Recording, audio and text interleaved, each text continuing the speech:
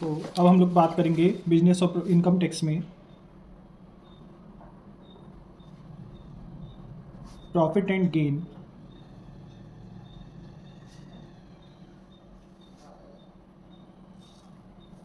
From business और profession.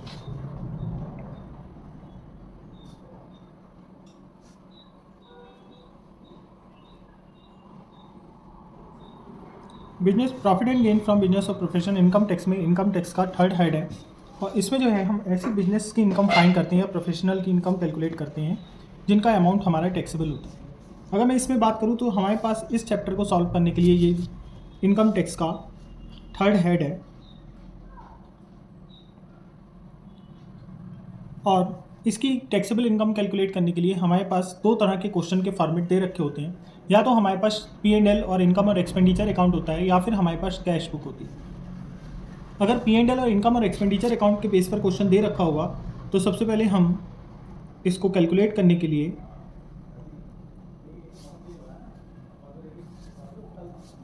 हाँ जी, तो P&L और इनकम और एक्सपेंडिचर के मेथड पे दे रखा होगा तो सबसे पहले इसको कैलकुलेट करने के लिए हमें क्वेश्चन में देखना पड़ेगा हमारा नेट प्रॉफिट या नेट इनकम कहाँ लिखी हुई है।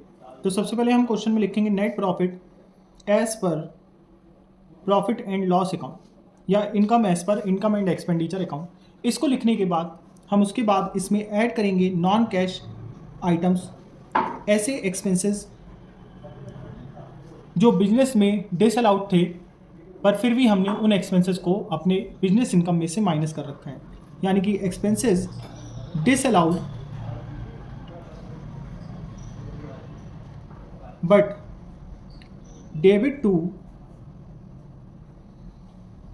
P&L account. ऐसे एक्सपेंसेस जो डिसअलाउड थे बट फिर भी हमने उनको अपने P&L अकाउंट में डेबिट कर दिया। ऐसे एक्सपेंसेस हमारे पास हो सकते हैं क्वेश्चन में P&L अकाउंट के एक्सपेंसेस साइड में दे रखे हो सकते हैं, जिसमें सबसे पहला है house hold expenses,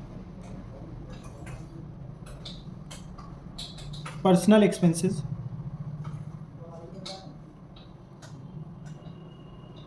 interest on capital,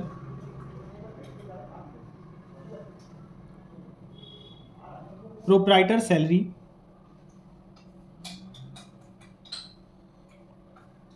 charity, donation,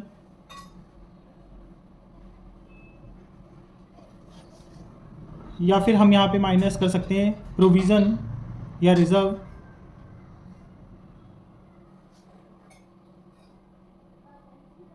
या फिर हम किसी एसेट्स को परचेज करें और उसका अमाउंट हम अपने P&L में से माइनस कर लें, जो कि हमारा कैपिटल एक्सपेंडिचर होता है, परचेज ऑफ एसेट्स।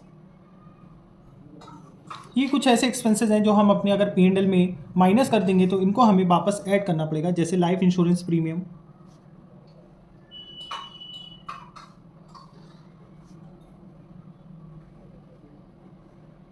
या फिर हमारा इनकम टैक्स।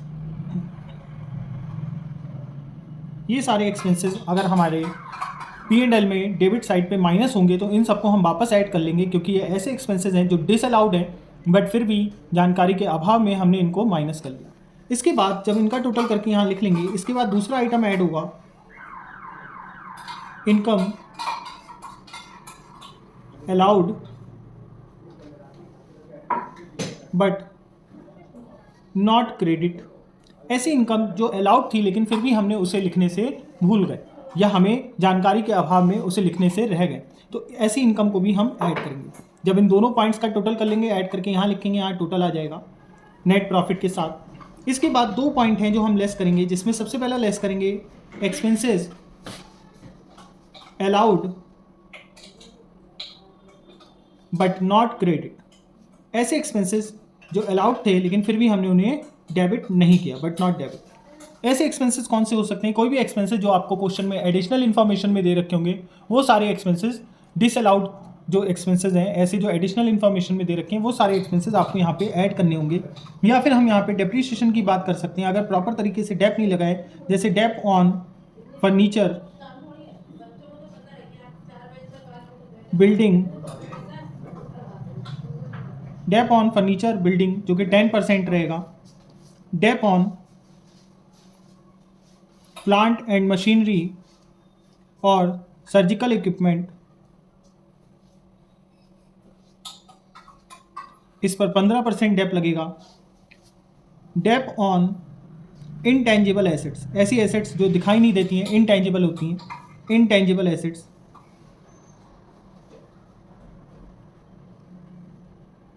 जैसे पेटेंट, ट्रेडमार्क, कॉपीराइट, इन सब पर 25% डेप लगेगा।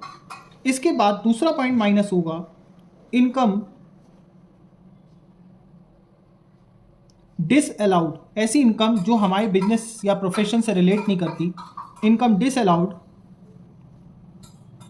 But credit to P&L account. ऐसी इनकम जो डिसअलाउड है लेकिन फिर भी हमने अपने P&L में उसे क्या कर दिया, क्रेडिट कर दिया। ऐसी इनकम हो सकती है interest receive on securities, dividend receive on shares,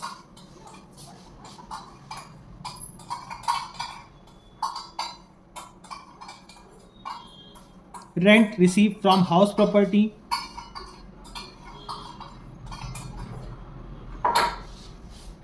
या फिर आपका सेल ऑफ एसेट्स। अगर ये बिजनेस से रिलेट नहीं करेगा तो इन सबको माइनस कर देंगे। फाइनली इस हेड का टोटल और इस हेड का टोटल जोड़कर इन दोनों को भी यहाँ पर हम माइनस कर लेंगे, और जो हमारी नेट प्रॉफिट में एक्सपेंसेस डिसअलाउड वाली आइटम्स और इनकम अलाउड वाले आइटम जोड़कर इन दोनों पॉइंट्स को, जो एक्सपेंसेस अलाउड वाला और इनकम डिसअलाउड वाले आइटम को माइनस करके जो इनकम आएगा, डिफरेंस आएगा, इसको हम मानेंगे टैक्सेबल इनकम फ्रॉम बिजनेस और प्रोफेशन। Thank you.